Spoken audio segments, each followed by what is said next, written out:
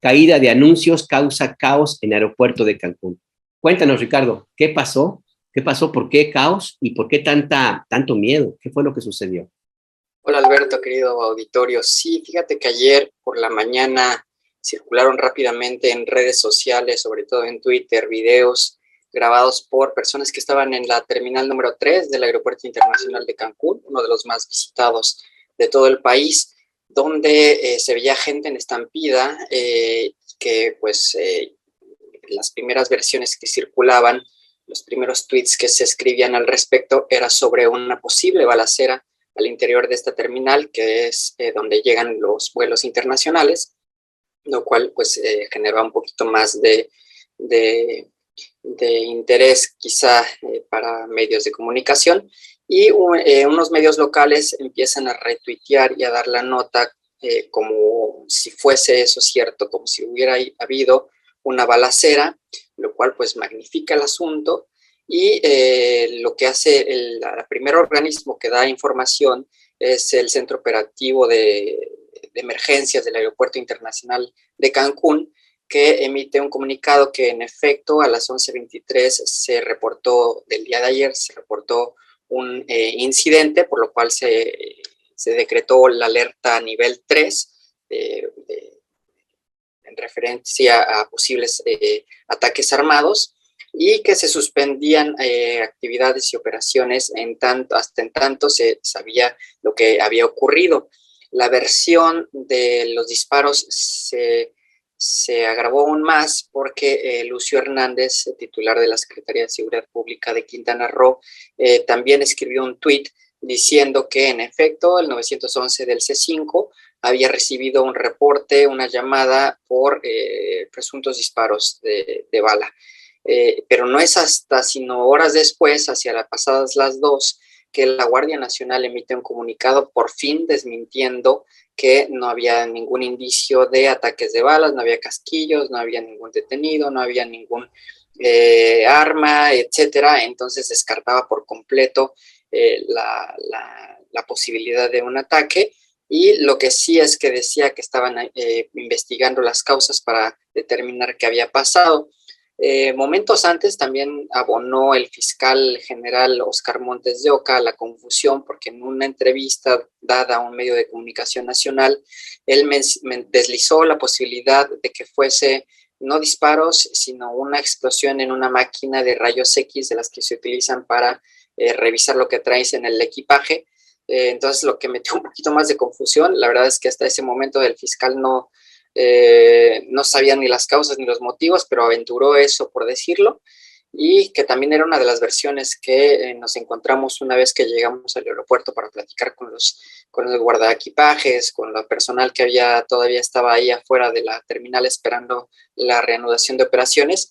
Sí comentaban eso, que la posibilidad de una explosión de una máquina, pero bueno, al final hacia las 2:30, 2:30 por ahí de la tarde, te digo, la Guardia Nacional, que fue la autoridad que llegó al aeropuerto, a la terminal, a inspeccionar el lugar y hacer las investigaciones en coordinación con autoridades estatales y la propia personal de ASUR, que es el encargado del aeropuerto, pues revisó y determinó que no se trató nada de eso, sino más bien 3 anuncios grandes, tipo tótem,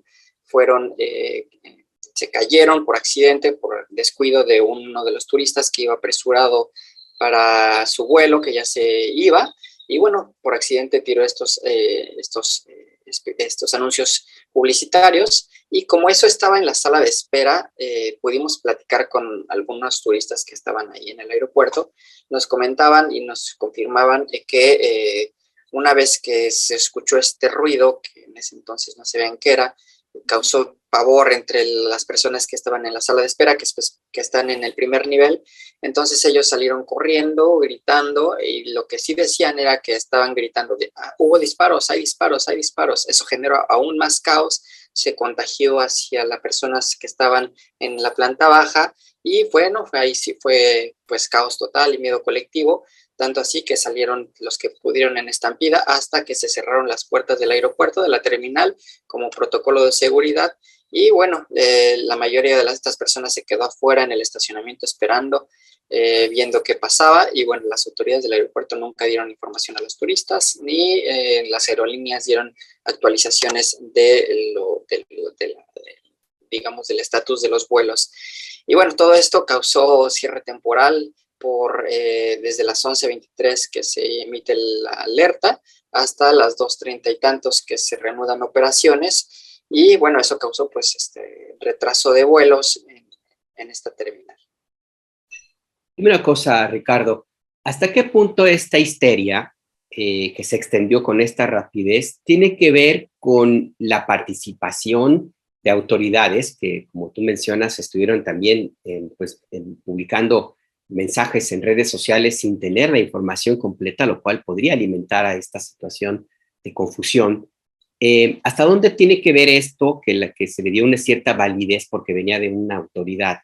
Habrá que revisar efectivamente qué sistema de revisión y qué tan eficiente puede ser su área, su protocolo de seguridad como para que se confundan de esa manera, pero hasta qué punto tuvo que ver esto o lo que ha ocurrido en la Ribera Maya, de que padece una ola de violencia importante desde hace ya algún tiempo, lo cual pudiera ser también que la gente estuviera muy sensible para creer y para dar por cierto algo que resulta que no ocurrió.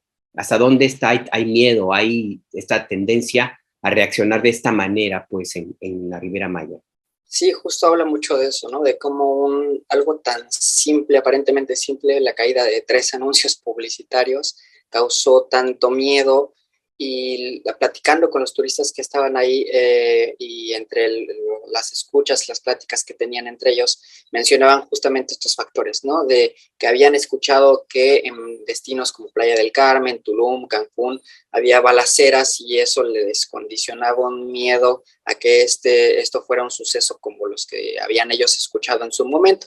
Y en efecto, a finales de octubre del año pasado, si el auditorio recordará, hubo un ataque bastante dramático en uno de los bares de Tulum, en pleno corazón turístico, en la principal avenida de Tulum y de todo el estado, donde una banda criminal iba persiguiendo a los integrantes de otra banda criminal a disparos, y esos disparos terminaron en 4 turistas, de los cuales 2 perdieron la vida en el momento y 2 más tuvieron que ser ingresados al hospital.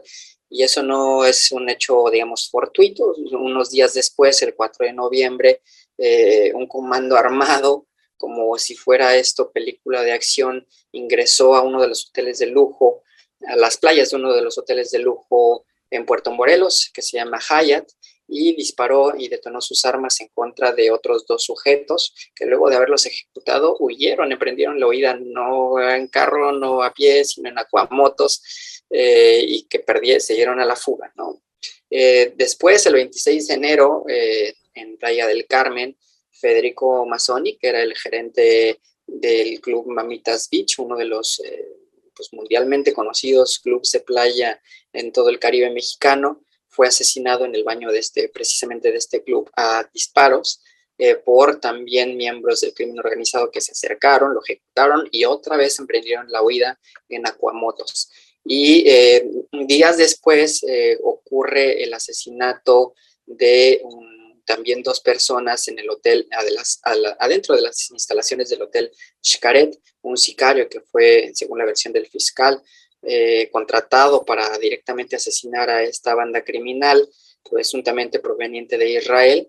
Y bueno, este es un hecho inédito porque nunca en la historia de Quintana Roo se habían suscitado ejecuciones por parte de un sicario adentro de las instalaciones de un hotel, ¿no? Que habla también del poder y de la presencia que han obtenido estos grupos criminales en el Caribe mexicano. Y bueno, este es el contexto de los casos que han sido más difundidos en redes sociales, que han sido conocidos por México y por el extranjero, pero la verdad es que también cada día aquí se escuchan y sabemos de ejecuciones que ocurren en las periferias y que no tienen tanta relevancia y tanta visibilidad como estos casos, pero eso habla de un Caribe cada vez más violento. Pues sí. Y una última pregunta, Ricardo. ¿Cómo está ahora mismo el aeropuerto? ¿Cómo está la situación con el turismo? ¿Cómo están? No sé si se reforzó la vigilancia, si hay algún cambio en el protocolo de seguridad en la terminal aérea. Sí, más bien no hubo nada de cambios. Después de las 2:30 se reanudaron las actividades, abrieron las puertas. Los turistas que estaban, muchos turistas que estaban acumulados en el estacionamiento volvieron a ingresar para intentar retomar sus vuelos. Hicieron presencia principalmente Guardia Nacional, que te digo, fueron los que inspeccionaron y los que se quedaron ahí por cualquier asunto, pero como se trató de un simple, por decirlo así, caída de anuncios, pues no hubo mayor tema.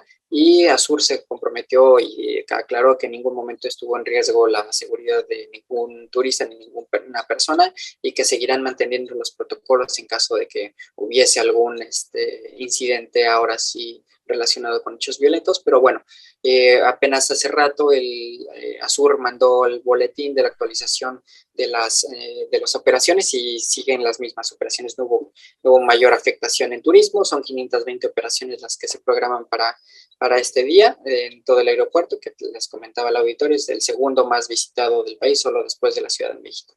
Entonces, bueno, sigue el asunto con la normalidad. Vale, pues Ricardo Hernández, periodista, reportero en pie de página, muchísimas gracias por esta actualización, estos datos, y pues ahí seguimos pendientes porque la Riviera Maya, pues sí, ahí también se mueven las cosas. Perfecto. Gracias, Ricardo. Nos vemos, Alberto, hasta luego. Hasta luego, un abrazo, cuídate.